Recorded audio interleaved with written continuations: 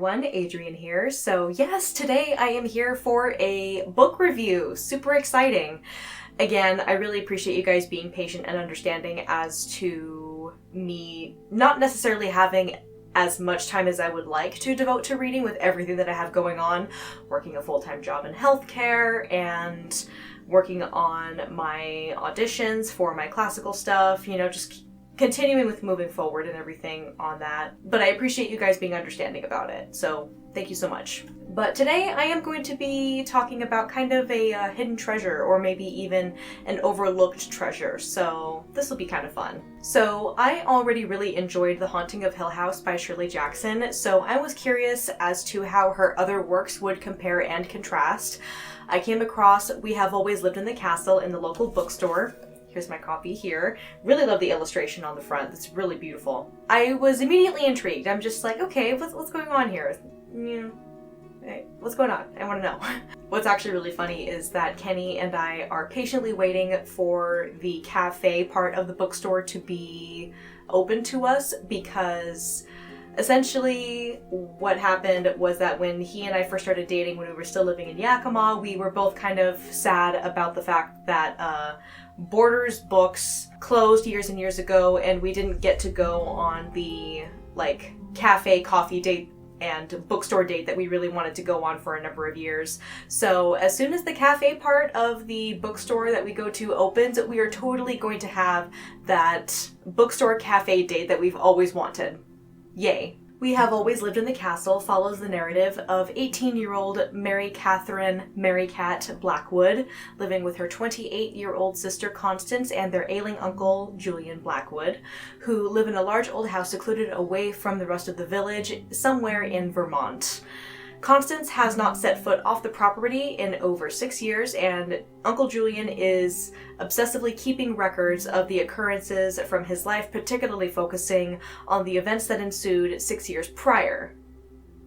Kind of spooky. A good chunk of the story takes place without an explanation as to why the villagers are so hostile toward Mary Cat when she ventures into town every day for groceries and new books from the library.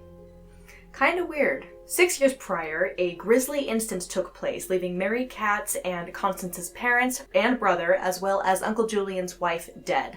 It was the result of a bowl of sugar being laced with arsenic. Mary Cat was not at hand at the time because she was sent up to her room without dinner as discipline, and unlike the others in attendance at dinner who sprinkled sugar on their blackberries for dessert, Constance did not take sugar with her blackberries, and Uncle Julian survived due to not taking too much sugar on the blackberries that night. Many in the village are convinced that Constance was the culprit and unfortunately got away with murder.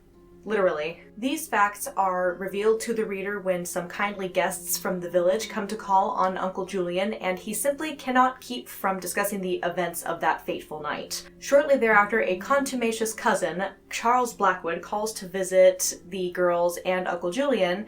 He tries to ingratiate himself with Constance, but is progressively contentious and surly toward Mary Cat, which Mary Cat thus identifies Charles as a threat, and even in his declining state, Uncle Julian doesn't take kindly to Charles's presence either.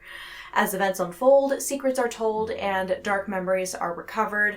What will disturb the life of the Blackwood sisters and Uncle Julian in the great old tomb of a house isolated from the rest of the village? I'll leave that one for you guys to find out.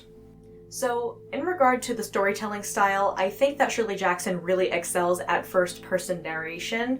Seeing the introspection from Mary Cat was fascinating to observe and really pulls you into her world, giving you a window into her psyche, her thought processes, and even letting you into her little moments of l'appel du vide. L'appel du vide is a psychological term literally meaning the call from the void, which is characterized by intrusive thoughts like, what if I just stabbed this friend in my kitchen, or what if I just drove off this road and got into an accident? That sort of thing. Some say it's the siren song luring us to our death, or simply just a manifestation of experiencing the thrill of making our own choices, even if they are dangerous to ourselves or to others. But getting an insight into Mary Cat's thoughts toward the villagers or even toward her cousin Charles adds a fascinating layer to the story. I will admit that it did take a little while for the introduction to build to an appropriate point to reveal why the villagers have this tacit animosity toward the Blackwood family, but looking back on it, I can understand why the time was taken to bring that point of exposition to the reader. It leaves you sitting there wondering, what's the deal with these villagers? What do these poor girls do to deserve this weird boorish behavior from them? And then you learn why. And while the explanation makes sense and you can understand the animosity, at the same time, you can't really help but sympathize with the girls at least a little bit in their plight. Toward the end of the book, I will admit there was a chapter or two that actually gave me genuine anxiety. I'm sure we've all had nightmares of people ganging up on us with no hope of escape, I'm sure, but the way that it was painted, articulated, and presented to the reader definitely left me with a couple of unpleasant dreams similar to such a scenario, so bravo. While this book didn't necessarily contain significant supernatural elements, there was a theme of the past continuing to haunt the Blackwood family every day since that fateful night 6 years prior, and Mary Cat's strange little rituals that she would perform to protect the house and its inhabitants. It's definitely a little spooky. And then the angry villagers too. Yeah, that tends to be a thing in Gothic literature. In alliance with the tradition of Gothic literature, however, you do have a decrepit old house with a treacherous secret or mystery, a horrid crime, the story being centric on two strong female characters, and perhaps even an unreliable narrator. I found it to be a very pleasant surprise, personally, but I will hold my tongue so that you guys can check it out for yourself. Don't want to spoil anything. So guys, that being said, thank you so much for watching. I really, really appreciate it, and thank you very much for your patience in awaiting my return to making regular content again. Things have definitely calmed down a little bit since my song was released. And once again, I do want to say thank you so much to my patrons. I really, really appreciate your support. You guys have been absolutely amazing. And if you guys want to see more content on Gothic literature, goth music, absinthe, and other miscellaneous awesome things, then please hit that subscribe button. I would love to have you back. And to everyone, thank you so much for watching. I love you, and I will see you guys later. Bye!